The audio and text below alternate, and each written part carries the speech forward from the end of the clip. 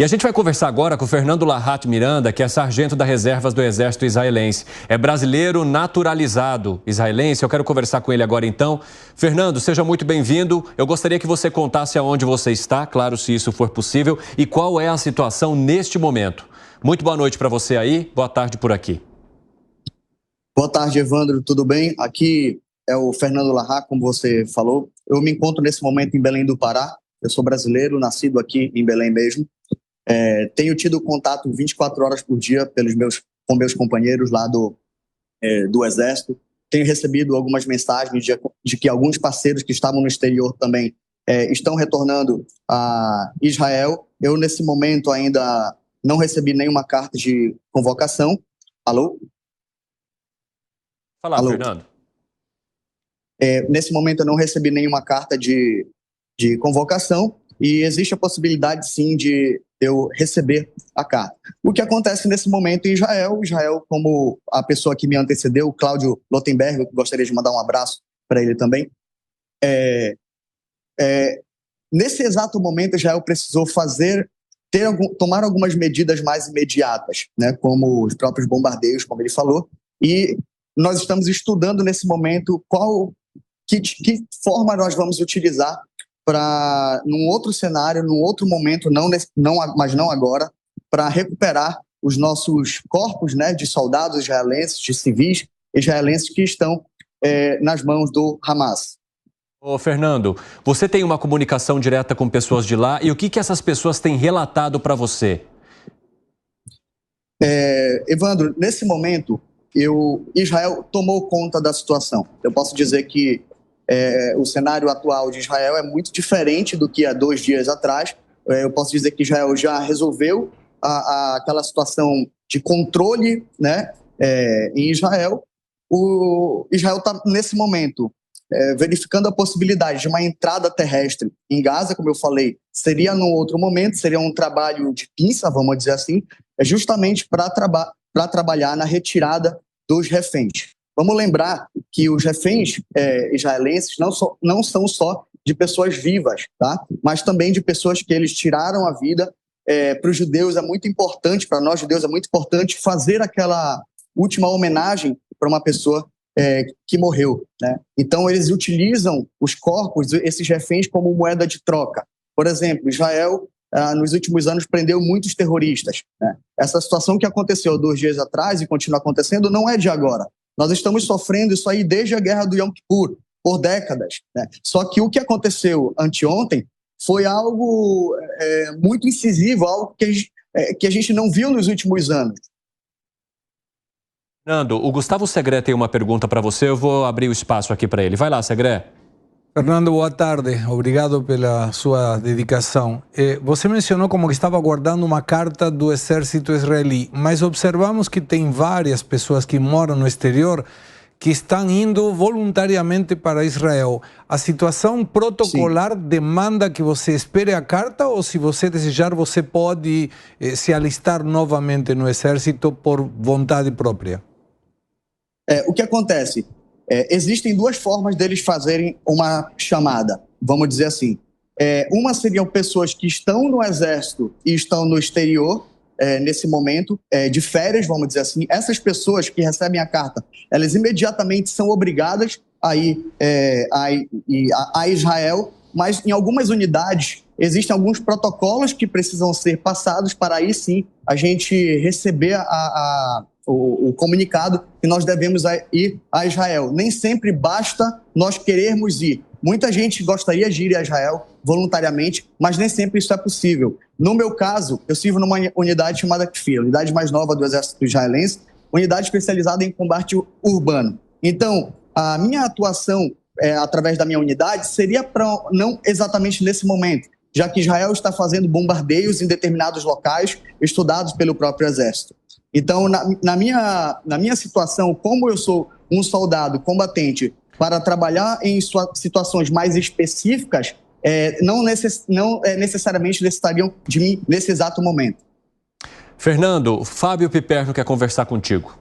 Ô, Fernando, boa tarde. Você acabou de falar, então, que você é especializado que a sua unidade é especializada em guerra urbana.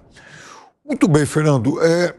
A gente, nesses últimos dias, obviamente, fala toda hora sobre, enfim, a respeito da faixa de Gaza, mas há um outro contingente muito grande de palestinos que reside lá na Cisjordânia. Vocês temem que, em algum momento, essa parte, que sempre conviveu de forma, né, muito mais até harmônica com Israel, possa se tornar foco de um outro conflito, uma vez que a questão dos contínuos assentamentos de Israel lá é sempre alvo de alguma tensão? Olha, desculpe, qual é o seu nome? Fábio. Fábio, obrigado pela sua pergunta. Ela é muito importante para a gente entender o cenário atual. 30%, 25% mais ou menos da população israelense é árabe. Então, eu posso dizer que se a gente perguntar para os árabes que moram em Israel se eles querem sair de lá, eles não querem. Quando se trata de árabes que moram em lugares que não são compartilhados pelos dois povos, pelo povo judeu e pelo povo árabe, acaba que uma quantidade muito grande de árabes podem entrar nas áreas israelitas, vamos dizer assim, e normalmente essas pessoas têm uma boa relação conosco. Infelizmente, o que aconteceu agora na faixa de Gaza pode sim acabar inflamando em outras áreas ali da Palestina, em que a gente pode acabar tomando, eu não vou dizer retaliações, mas que eles sejam contaminados por essa ideia de atacar Israel. Então, a gente viu, aconteceu o ataque vindo da faixa de Gaza, logo o Hezbollah fez alguns ataques também, ali na Síria, a própria Síria fez alguns ataques também, então é como se fosse um dominó, né? Um vai atrás do outro, mas o que a gente quer é resolver a situação, para que não existam a entrada que possa aumentar o conflito, como que eu poderia dizer, trazendo outros países ou outras organizações para fazerem problemas com Israel. Fernando, eu quero só abrir mais um espaço aqui para o Luiz Felipe Dávila, que tem mais uma pergunta para você. Vai lá, Dávila. Fernando, muito boa tarde. Fernando, você toca num ponto muito importante aí, a sua unidade, que é especializada principalmente em guerrilha urbana. É possível acabar com o Hamas sem Israel iniciar, logo após esses bombardeios, essa fase de ingresso na região de Gaza? E isso sim custará vidas, isso sim terá um custo político maior? Você vê uma possibilidade de destruir o Hamas sem essa fase, que certamente é uma fase de maior custo em vidas humanas para o povo de Israel? Eu não vejo essa possibilidade, Dávila.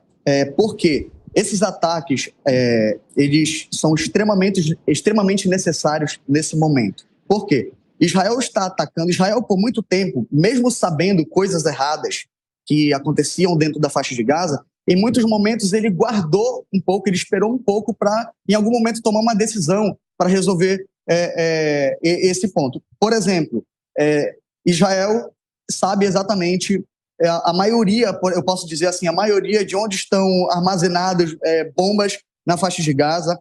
Normalmente Israel avisa, inclusive com antecedência antes de atacar, justamente para as pessoas que moram nas proximidades saírem dali. Então, um ataque desse, de bombas, pelos caças israelenses, eles destroem, não é a ideia de destruir somente prédios, mas normalmente dentro desses prédios existem também explosivos, existem armamentos que seriam distribuídos para outros integrantes do Hamas. Então, o trabalho que Israel está fazendo nesse momento de bombardeios, ele é extremamente importante. Infelizmente, eu não posso dizer aqui que não, muitas pessoas inocentes acabam pagando por isso também, mas é aquela história, estamos em guerra nesse momento, não é uma simples operação, então Israel está fazendo um trabalho que seria o grosso nesse exato momento. E a resposta que Israel está dando, o mundo precisa entender que é legítima. Nós precisamos dar uma resposta mais imediata. Dando essa resposta mais imediata, a gente evita que a guerra dure por muito mais tempo. Então, essa resposta imediata com bombardeios de Israel, ela é extremamente importante, até mesmo para a gente fazer com que essa guerra acabe o quanto antes. Ninguém quer guerra, ninguém quer viver em guerra. O povo palestino e o povo israelense sofrem muito nas mãos do Hamas. A maioria do povo palestino não quer o Hamas ali. O Hamas ele é um grupo que controla a faixa de Gaza, oprime os seus civis, e quem se opor a ele pode acabar tendo a vida ceifada também. Ô Fernando, hoje eu estava conversando com um reservista que está lá em Israel e ele me contava que o exército faz as incursões ou tem ali, né, os confrontos com os homens terroristas do Hamas e que depois os reservistas fazem o trabalho de, muitas vezes, ver como estão as comunidades, os assentamentos, muitas vezes recolher esses corpos, como você mencionou, faz parte também de uma tradição se entregar esses corpos para que eles possam ser velados pelos seus parentes. Eu queria entender se, caso você seja acionado, se seria uma atuação parecida com a desse reservista com quem eu conversei e como que você está se sentindo também com essa possibilidade, com essa probabilidade. O que passa, né, na tua cabeça, no teu coração, diante da possibilidade de ir para Israel num dos momentos mais tensos e de maior conflito que aquele povo vive até o momento? Então, Evandro, eu posso dizer que seria um segundo momento esse. O momento que existiria uma incursão terrestre, né, para recuperar os corpos. No momento que isso acontecer, pode ter certeza que Israel já está com a situação controlada de uma forma muito mais diferente do que 2 dias atrás, como eu falei. Em relação à possibilidade de ser chamado, etc., num momento muito difícil. Então, Evandro, eu participei por 2 anos, 8 meses de treinamento até eu me tornar combatente e servi por vários outros meses, tendo a necessidade de fazer algumas incursões, de fazer algumas missões, de prender terroristas e alguns confrontos também. Graças a Deus, eu não precisei entrar em nenhum momento na faixa de Gaza, mas servir exatamente, precisei fazer alguns procedimentos ali em volta da faixa de Gaza mesmo, exatamente nos locais onde aconteceu o ataque do Hamas. Então eu posso dizer que eu estou acostumado, vamos dizer, com essa possibilidade. Não seria diferente do que já foi. Apesar de eu estar na reserva, de eu não estar na ativa como eu estive a todo momento, enquanto eu estive no meu serviço militar obrigatório, eu já acostumei um pouco com essa situação.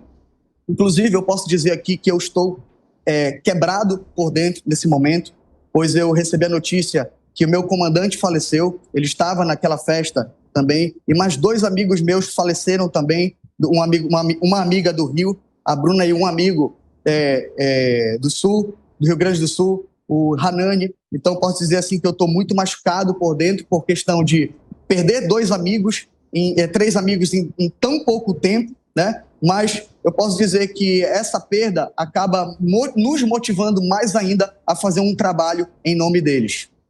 Fernando Lahati, muito obrigado por conversar conosco. Eu desejo boa sorte para você, a nossa solidariedade também a você, aos seus e àqueles que, né, com quem você se relaciona e que estão neste momento em Israel. Espero que a gente possa conversar num outro momento. Muito obrigado. Eu gostaria de fazer apenas uma última fala para a gente encerrar, se você me permite. Eu gostaria de dizer que o povo palestino, ele sofre muito na mão do Hamas. E as pessoas precisam, nesse momento, se manifestar. Se manifestar contra o Hamas, se manifestar contra o terrorismo, não é ser contra a Palestina. É ser justamente a favor da humanidade, é ser a favor do mundo. O mundo sofre com organizações terroristas, isso precisa ficar claro que o Hamas é um grupo terrorista, como o Hamas. Então, além desse ponto que eu toquei, eu dou a orientação das pessoas buscarem sempre fontes diferentes, buscarem opiniões diferentes, e é muito importante para enriquecer mais ainda os nossos conhecimentos e ter uma ideia mais precisa do que está acontecendo na realidade. Obrigado, Evandro. A gente que agradece, Fernando. Até breve.